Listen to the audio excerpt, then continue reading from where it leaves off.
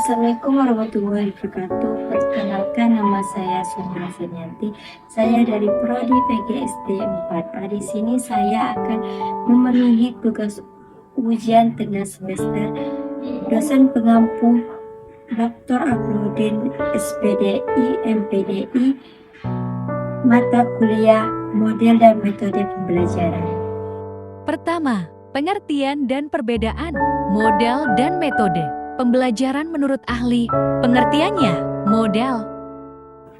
Pengertian model pembelajaran menurut para ahli, yang pertama yaitu menurut Udin, bahwasanya model adalah kerangka konseptual yang menggambarkan prosedur sistematika dalam mengorganisasikan pengalaman belajar guna mencapai tujuan belajar. Yang kedua yaitu menurut Prianto, bahwasanya dia mengartikan bahwa model belajar sebagai pola yang digunakan sebagai pedoman guna merancang pembelajaran di kelas atau tutorial. Yang ketiga yaitu menurut Aren, bahwasanya model belajar merupakan kerangka konseptual yang menggambarkan prosedur sistematika dalam pengorganisasian pengalaman belajar guna mencapai kompetensi belajar. Metode.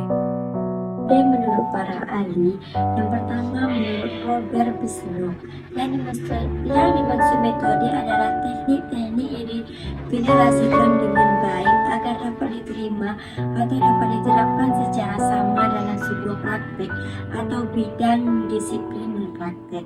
Yang kedua yaitu menurut Hidayat, ia menyatakan metode berasal dari bahasa Yunani, yaitu metodos yang berarti jalan atau cara. Yang dimaksud di sini adalah sebuah upaya atau usaha dalam meraih suatu yang diinginkan.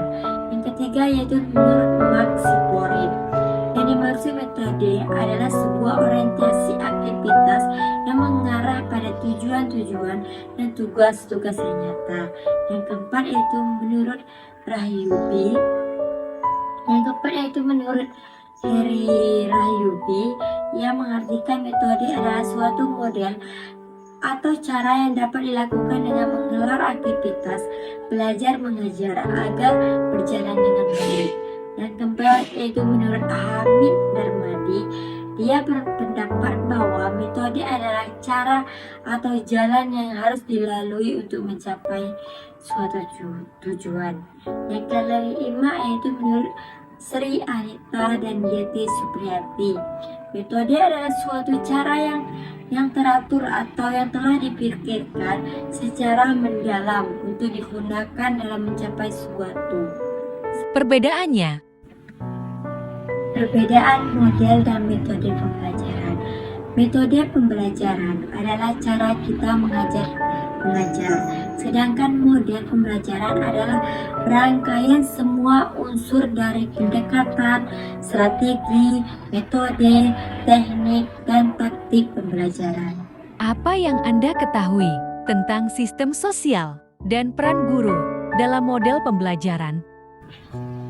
Sistem sosial merupakan suatu gambaran tentang peran maupun hubungan guru dan siswa, serta norma yang dibangun dalam model pembelajaran. Guru bertindak aktif dalam pengendalian pembelajaran, namun ada masanya peran guru dan siswa harus seimbang. Kemudian guru merefleksikan kegiatan siswa selama pembelajaran. Sistem sosial ialah sistem hidup bersama dan hidup bermasyarakat dari seorang atau kelompok orang yang di dalamnya sudah tercangkup struktur, organisasi, nilai-nilai sosial, dan aspirasi hidup serta cara pencapaiannya. Yang kedua yaitu peran guru. Dalam proses belajar mengajar, guru memiliki tugas untuk mendorong, membimbing, dan memberi fasilitas belajar bagi siswa untuk mencapai tujuan.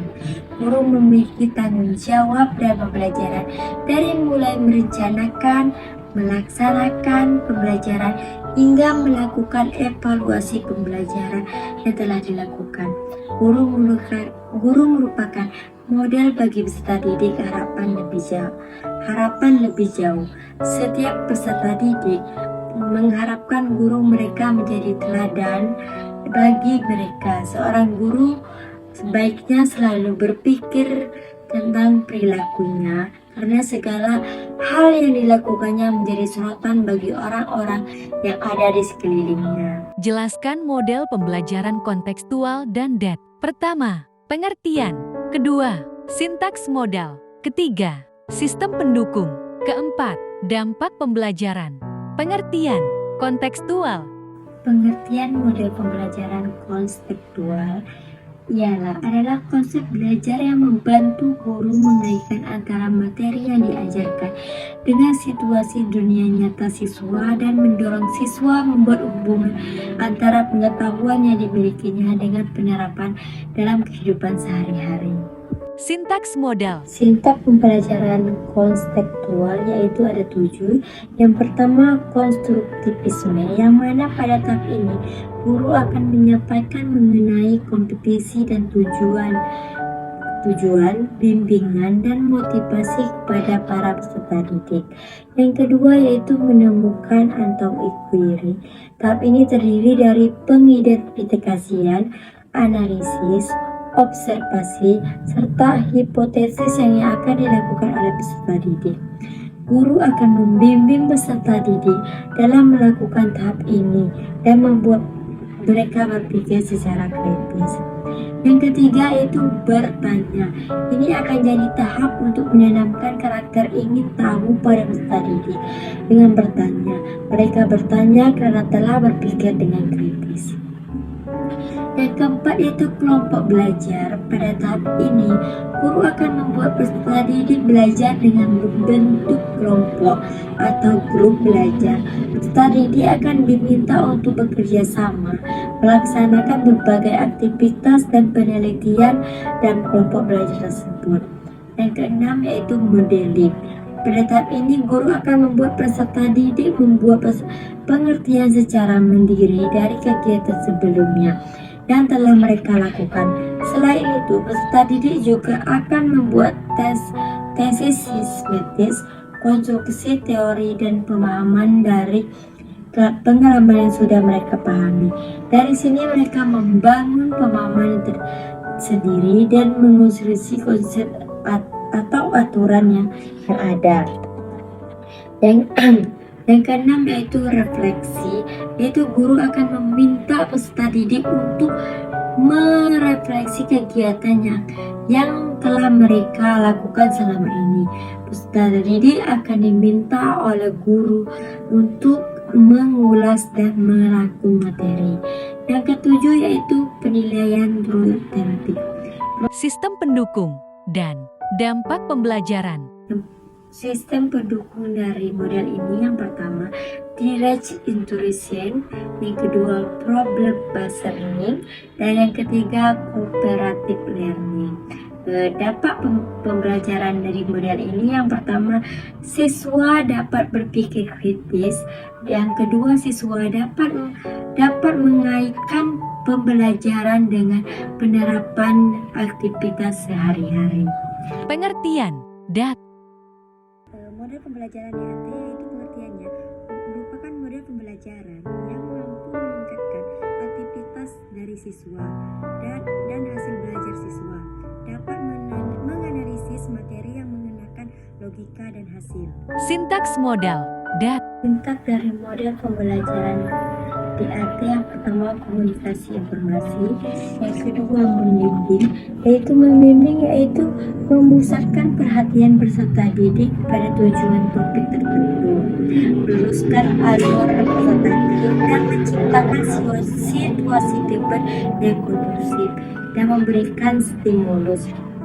Yang ketiga yaitu strategi, yang mana jenis modelnya yaitu mendorong pembelajaran secara efektif, menumbuhkan rasa percaya diri.